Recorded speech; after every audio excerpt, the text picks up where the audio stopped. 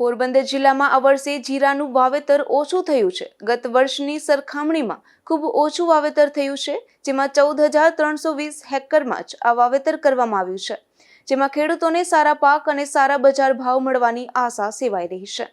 રવિ ઋતુમાં પોરબંદર જિલ્લાના ખેડૂતો દ્વારા ઘઉં, ચણા, જીરું, ધાણા એવા પાકોનું મુખ્યત્વે વાવેતર કરવામાં આવતું હોય છે। ચાલુ વર્ષે જીરું પાકમાં અંદાજે 14,320 હેક્ટરમાં વાવેતર કરવામાં આવેલું હતું, જે ગત વર્ષની સરખામણીમાં અંદાજિત 10,000 હેક્ટર જેટલું ઓછું છે। ગત વર્ષે 23-24માં ખેડૂત મિત્રો દ્વારા 24,860 હેક્ટરમાં જીરું પાકનું વાવેતર કરવામાં આવેલું હતું।